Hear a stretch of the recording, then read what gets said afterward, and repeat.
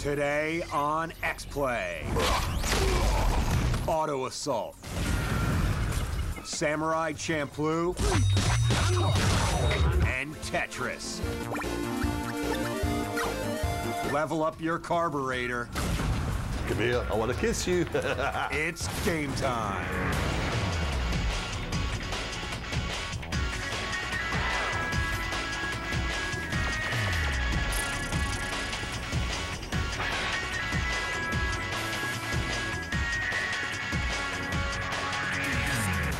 The Jewels of Nebraska. It's Adam Sessler and Morgan Webb. Hello and welcome to X-Play, soon to be the basis of a splashy Broadway musical. I'm gonna be played by puppets. More than one? Yeah. For a nice change of pace on today's show, we have video games. We've got Toca Race Driver 3, a racing game that features a Scottish pit crew guy who seems to want to make love to you. And we preview Samurai Champipoo Sidetracked, a game about a medieval Japanese warrior who is also a DJ. Now, most people don't realize Fatty Tuna Belly actually started out as a club drug. And the most famous communist puzzle game on the planet is back. We review Tetris DS. Which, in case you're confused, is Tetris, but on the DS. You know, like after the show with Oprah. Now, later in the show, we preview Auto Assault, which is an MMORPG where you ride around in cars. In a post-apocalyptic wasteland. Again, after the show with Oprah. Morgan, you shouldn't toy with the wrath of Oprah. She could strike you down with a single thought. I know, but I have a death wish and I'm too lazy to participate in any actual dangerous sports, so I have to get my thrills by insulting powerful celebrities. Ooh, pissed off Queen Latifah next. No, maybe I'll just review a nice game that involves messy crashes like Toca Race Driver 3. Hey, are you quick enough to worry some of the other faces out there today? Oh yeah? Well, you got a stupid accent, so there. Don't hold back. And you're also in yet another racing game we review, Right. so there. I'm gonna lap your knuckles when you get it wrong, son. And yet, this one ignores that street racing thing, a genre so played out, it'll be appearing in the next Surreal Life with Gilbert Gottfried and Adam Sessler. So upside, inside out, let's live the Vida Toca with Toca Race Driver 3. The 3 means it's a sequel, unless you're an Earnhardt fan. Then, it's a religion. Yahoo! Number 3 forever! With over 30 vehicles, 30 challenges, and yes, over 30 tracks, there's plenty of racing here to satisfy your inner Jeff Gordon. Minus the messy divorce and alleged affair with a Canadian exotic dancer, of course. Now, each car handles differently than the next. Toca's not fooling around here.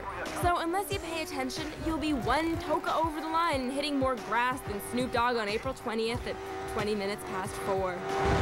Talk about rolling down the street. Take the lid off. You can do it. Oh, that's right. This guy is Rick.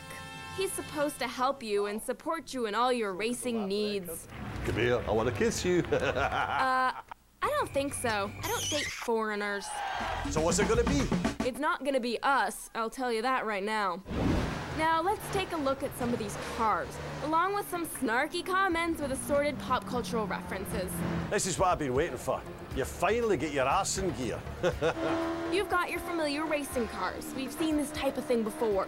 You've got off-road buggies if you want to reenact that classic Baywatch episode where Hasselhoff races to Baja.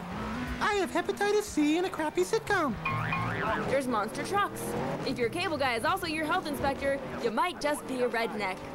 And classic cars, like this one where you can pretend you're Ashton Kutcher and ride something really, really old. If you've played through the Toca series before, you'll appreciate the World Tour mode, a Vegas buffet of all sorts of racing formats. But if you want more depth, why not try the Pro Career mode for more specific racing? The AI here won't just roll over and let you win. They'll fight for what's theirs. I haven't seen a battle like this since Clay and Ruben. If you can ignore the stationary fans and weather, and if it doesn't bother you that you can't just race any car on any track, then there's more than enough fun to be had. Now that is what I call racing. Fantastic.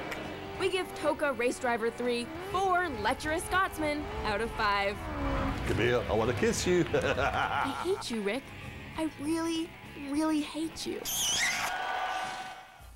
Thanks to that Scottish guy, Toca Race Driver can claim the title of most unsettling racing game. Though Sony is planning an all-zombie racing game with what I hear are really impressive face maggot graphics. Unfortunately, we can't always afford the finest in cutting-edge maggot graphics. Sometimes you lose your job. Sometimes your mom doesn't leave her purse unattended. Sometimes your dealer raises his prices. In these unfortunate circumstances, you wonder, how could I possibly afford to have compelling gaming experiences? Maybe you think you're gonna have to spend the rest of your life, or at least until your next check from the feed store, playing online backgammon. But do not fear, TV friends, we have an answer. A little something we like to call games for cheap bastards.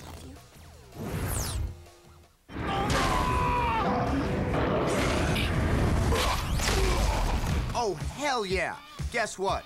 All you cheap bastards out there are in luck because two of the best games of 2005 are now only 20 bucks a pop. Not that price. That's right. God of War and Resident Evil 4 are now so cheap, if you don't go out and buy them today, I'll do one of two things. Either come to your house, stick a foot in your back, and rip your shoulder blades out like harpy wings, or I'll shoot you up with so much Umbrella Corp virus, you better pray you find more than 2 halves of an octagon that conveniently fit into a door of a spooky mansion to save your ass. So, in other words, get these games. Why? Well, for starters, God of War features Kratos. This god-killing machine is the biggest badass to ever grace the PS2 or any console for that matter. Let me put it in terms you can understand. Kratos makes Viking cannibal rapists seem like fluffy kittens covered in adorable babies. Here is just a short list of his badassness. He'll push an innocent caged man into a fire just to open a door. A door. And you know what? I bet he could have opened it simply with the sheer power of his awesomeness. He'll also slaughter a room full of centaurs just to watch them die. Molest a bunch of sea nymphs because he senses how much they dig his total oneness with the awesomeness of his being. And just for fun, he'll throw a sack of puppies into the ocean. In other words, he is Samuel L. Jackson and you are a snake that needs to get the hell off his plane. While Kratos will excite you in ways that will make you question your need for a woman, let us not forget Resident Evil 4. In this game, you'll play the incredibly less manly Leon S. Kennedy. But what Leon lacks in Conan-style masculinity, he more than makes up for with his commando-sized arsenal. The first time you play the game, you'll be wetting your pants in fear as mutant dogs, satanic monks, and Whistler's mother all try to kill you in horrible, horrible ways. But once you beat the game, Repeat Play provides a plethora of gun-wielding fun. Like an unmitigated tyrant, you can lay down your special brand of American law, painting the canvas of the cruel Spanish countryside with the brains of your enemy. The truth is, you cheap bastards, that no human words can describe the beauty of these games. How rude! The truth is these games speak for themselves.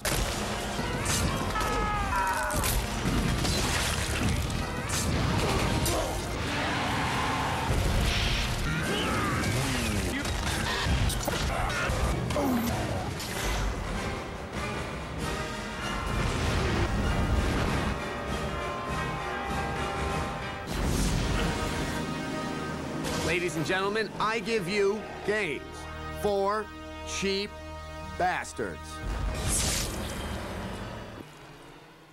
As always, our Games for Cheap Bastards segment presumes you've got $20 to spend on a game. For those of you who don't, we present even cheaper games for even cheaper bastards, brought to you by Buying Things with Quarters. Buying things with quarters, they're like $1 but heavier. Basically, if you're so poor you can't afford God of War, we suggest you dig through thrift stores until you find an old copy of Sticky Bear Typing for under $1. Sure, it won't actually be fun, but maybe if you improve your typing skills, you can get a real job and afford a decent game. After the break. Hip-hop in the 80.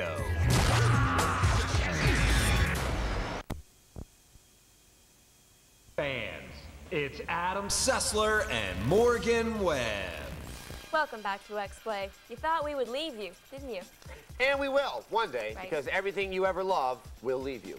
Not because you're a bad person, but because the world is a horrible place. And also because you are a bad person. If you'd like to start rectifying yourself to the pain of existence, consider embracing a faith or philosophy. I worship balls. And I espouse the philosophies of pop star Pink, who once said, if God is a DJ, life is a dance floor. Whatever happened to Pink? Did someone finally shoot her? Now, to celebrate Pink's deep reverence for the godliness of DJs, I offer you this preview of Samurai Champipoo Sidetracked. Get ready, everyone.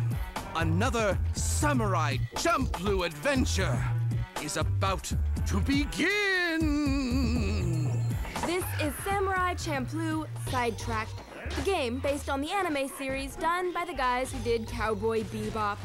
I know! I am putting aside my usual snide commentary in favor of a more hopeful and optimistic tone. Weird, right?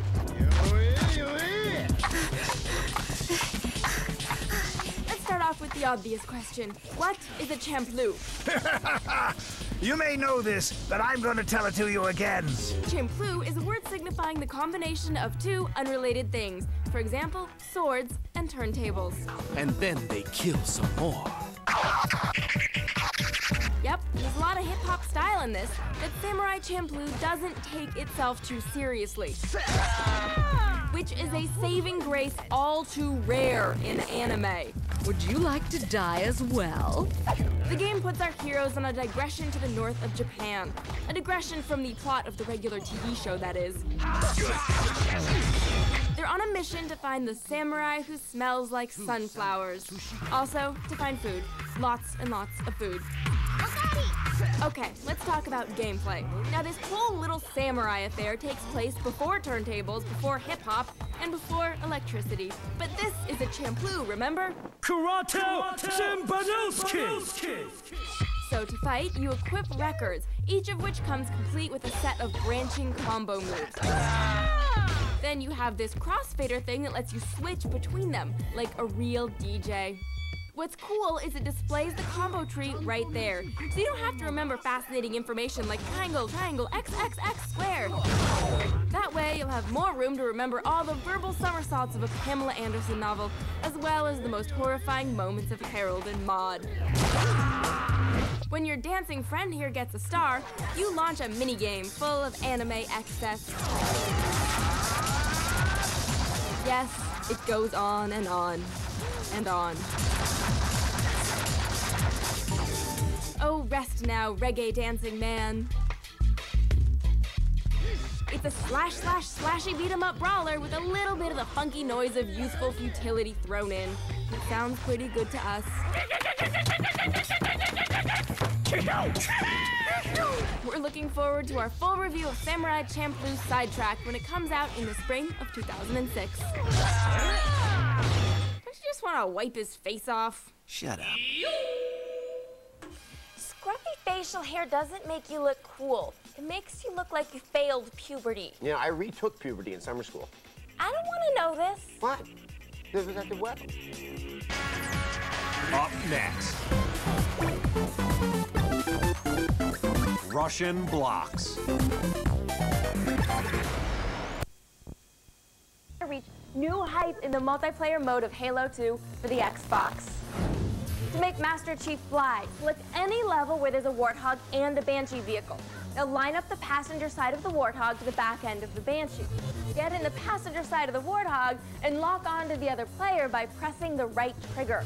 Once you've locked on, have the other player fly as far away as possible in the Banshee. When you get out of the Warthog, you'll immediately fly towards the other player. Wait, come back. I'll miss you. Stay tuned to G4 for more cheats, tips, and tricks, or visit our website at g4tv.com/cheat. I'm Morgan Webb, and you've been cheating.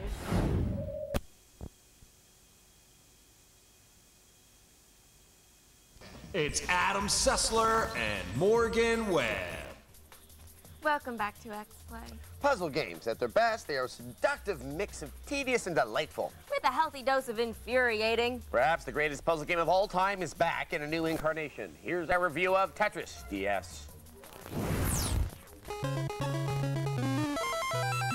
If this brings back fond memories of days past, do we ever have a game for you? Tetris DS is the latest update of the quintessential puzzle game you know and love. Over the years, countless developers have tried to reinvent the basic gameplay with little success. Anybody here remember Tetris? Yeah, I didn't think so. Fortunately, Tetris DS knows when to keep it simple and when to get creative. The main game is in full force here, thanks to a nifty twist. You can now hold a puzzle piece for later use, which adds some fresh strategy to the mix. If you get tired of the same old way to play, you can explore an astounding number of new game types. Puzzle mode has you trying to clear the entire board with a specific number of shapes. It's easy at first, but once it gets going, these brain teasers become agonizingly difficult. In a good way. Push mode is two-player Tetris with a twist. The board is divided into two zones, yours and your competitors'. When you successfully clear multiple lines, it shoves the whole mess towards your enemy's side. Whoever fills up the other player's end zone wins. Other editions don't fare so well. Take touch mode, for example. Here, you can use the stylus to move shapes until you clear the board. There's no time limit and not much pressure, so it definitely comes up short in the challenge department. Fortunately, the presentation in Tetris DS truly blows us away. If you're an old-school Nintendo fan, prepare yourself for a blissful cavalcade of references to classic games. But why stop at Tetris? Why not update other best-selling games with lovable Nintendo characters? Like Princess Peach's Parcheesi Party. Yay, you're playing Parcheesi! Or Toadstool Casino. Yay, you're playing Blackjack. Or Trivial Pursuit Kid Icarus Edition. Question 1, will there ever be a sequel to Kid Icarus? That one's a rental. This may just be the most fun we've had with a puzzle game since the first Tetris came out. Tetris DS scores a 4. Yay! Out of 5. Tetris, Rubik's Cube. I wonder why all the great puzzle games of the 80s came from Russia, Because the puzzle game is an excellent way to kill time when you're somewhere you don't want to be. And I guess when you live in a freezing cold country where you wait in line all day to buy toilet paper, you're always somewhere you don't want to be. It's also why Russia is so good at producing alcoholics and long, boring novels. In a moment, an automotive MMO.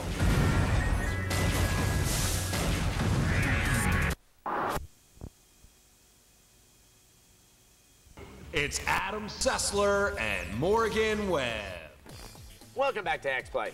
Massively multiplayer online role-playing games are an excellent way to lose your job, your girlfriend, and 6 months of your life. But when they're good, it's all worth it. Unfortunately, so far most of them have been limited in their vision of what an MMO can be about. Mostly elves killing kobolds with the occasional sci-fi scenario to shake things up.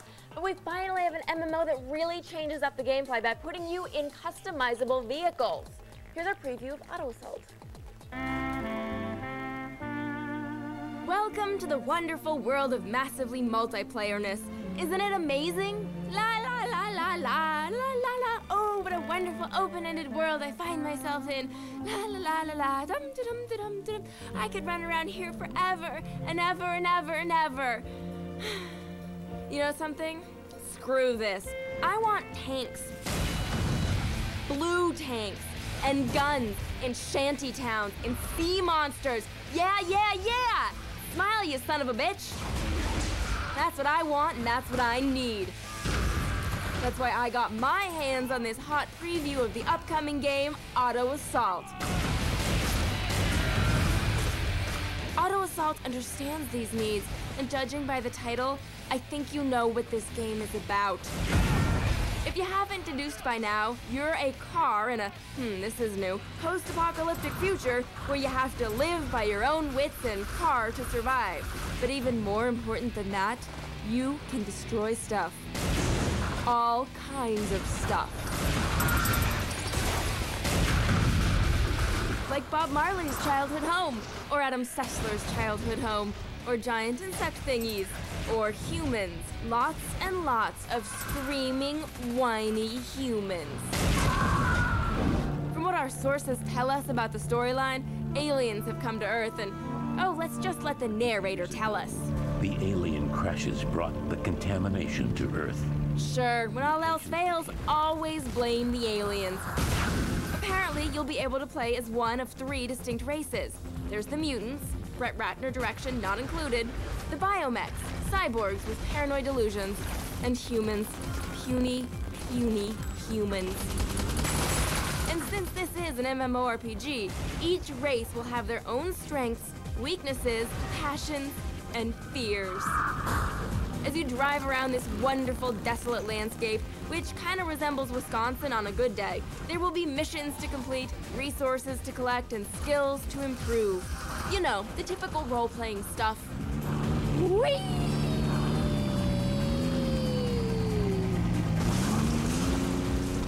An interesting concept we like is the ability to reverse engineer weapon technology from your enemies. That's something America's been doing since July 2nd, 1947. Did we mention the arenas? Or, as they used to say back in the day, Arena! The game looks good, it looks vast, it looks promising, and it's coming soon. Auto Assault is scheduled for release later this year. X-Play will bring you our review then. That's what we do, and we do it oh so well. And modestly. Whee!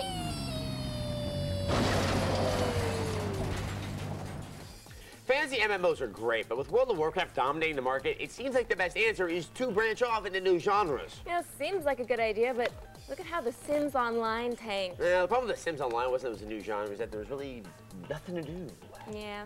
I mean, it was essentially just a chat room, which really all MMOs are, but at least in World of Warcraft, you can go off and kill an Onyxia while you're bitching about your girlfriend. In The Sims, you can sort of create your own goals for your character, but once you get a bunch of people involved, it gets kind of pointless, like my life. Yeah, exactly like real life.